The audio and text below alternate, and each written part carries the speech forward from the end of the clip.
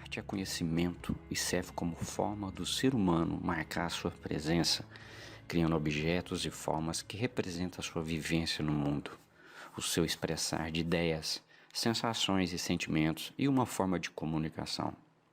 Certa vez provoquei uma amiga em me apresentar uma obra de arte e ela me mostrou isso. E rapidamente percebi o quanto aquilo também representava para mim. Era uma imagem feita por uma criança quando foi instigada a fazer um desenho sobre aquilo que lhe trazia felicidades, conforto e paz. Ela desenhou a sua família. Não dava para ver muito bem, mas quando questionado o que estava no desenho, ela disse que ali também tinha um mar, um vento gostoso, o sol estava brilhando. Era um dia feliz. Era o desenho que representava a vivência daquela criança no mundo e que já expressava as sensações e sentimentos. Já era arte na sua forma pura. E para minha amiga representava muito, pois ele foi feito pela sua filha e que já não estava mais com a gente nesse mundo. E minha amiga guardava essa obra com muito cuidado e carinho. Ao final da conversa, ela disse que um dia vai encontrá-la, viajar para esse lugar imaginário e abraçá-la novamente. Isso é arte.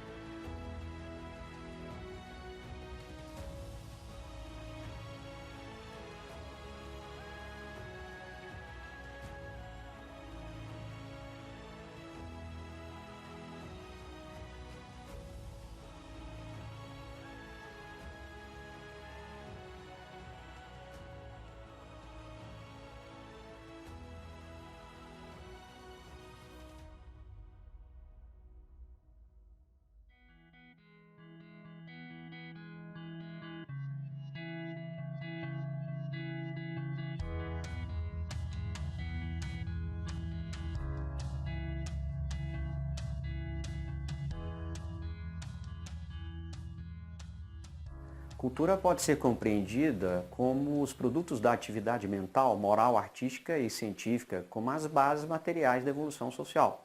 Então, com esse conceito, a cultura abrangeria tudo o que é produto da ação humana nas suas relações com a natureza e no convívio em sociedade.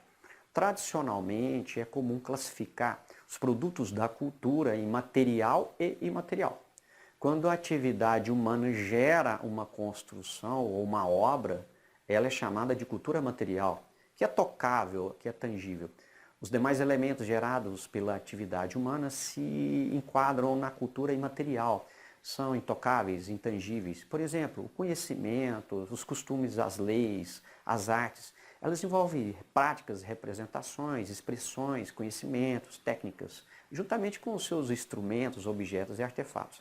E quando elementos culturais materiais ou imateriais presentes numa determinada sociedade são importantes para ela, eles constituem patrimônio cultural daquela sociedade.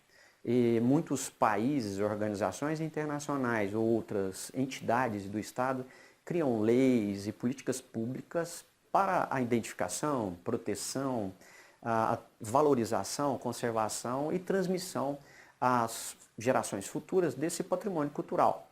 Por exemplo, a Unesco, a Organização das Nações Unidas para a Educação, a Ciência e Cultura, e que o Brasil é signatário, declarou vários patrimônios culturais que são importantes para a humanidade. Exemplos de patrimônio cultural material.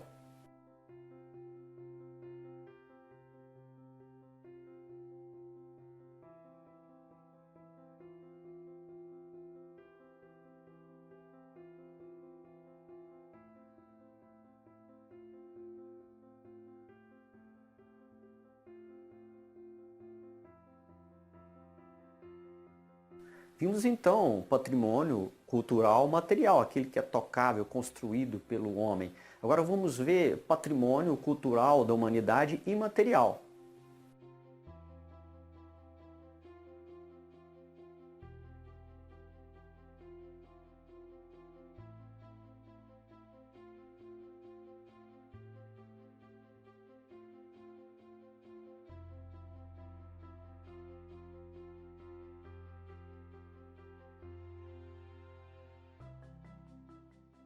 Além disso, ao lado do patrimônio cultural, que é esse resultante da atividade humana, existe ainda o patrimônio natural, que são monumentos naturais, formações geológicas e outros gerados pela própria natureza, e que possuem um valor excepcional do ponto de vista da ciência, a conservação ou a beleza natural. No Brasil e no mundo, nós temos vários exemplos reconhecidos pela Unesco como patrimônio natural.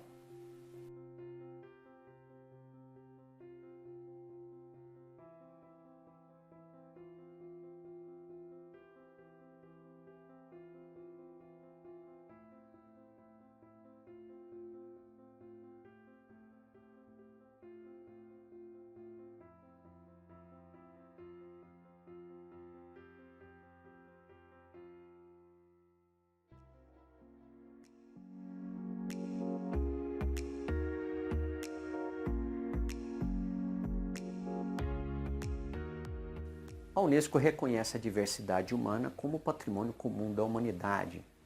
Assim como existe uma diversidade biológica na vida da natureza, existe uma diversidade na vida social. Existe uma multicultura na sociedade moderna, ou seja, uma coexistência de formas culturais e formas de grupos caracterizados por culturas diferentes no seio da moderna sociedade. Essa divergência gera uma dinâmica de intercâmbios, inovações, de criatividade. A diversidade cultural é tão necessária para o gênero humano como a diversidade biológica o é para a natureza. Nesse sentido, a sociodiversidade constitui um patrimônio comum da humanidade e que deve ser reconhecida e consolidada em benefício das gerações presentes e futuras. Em razão disso, dessa realidade social de diversidade e multiplicidade de culturas, é que nós encontramos costumes, músicas, danças diferentes nos diversos grupos da sociedade. Existem casos em que o próprio Estado cria medidas legais de proteção de determinadas culturas, como no caso do Brasil. Existe uma legislação própria de proteção dos índios e das comunidades quilombolas. Comunidades quilombolas são grupos étnicos ancestrais negros relacionados à resistência e opressão histórica sofrida pelo antigo regime de escravidão. Existe, inclusive, legislação com previsão de processo de reconhecimento e regularização de terras quilombolas no Brasil. Por fim, podemos concluir que a diversidade cultural é um patrimônio da humanidade e que deve ser respeitada e preservada, e que isso reflete também nas artes, nas diversas formas de comunicação. Deixei no painel do curso algumas indicações para você, se quiser estudar mais sobre o assunto. E no próximo vídeo nós vamos ver como são cobradas questões relacionadas a esses temas. Um forte abraço!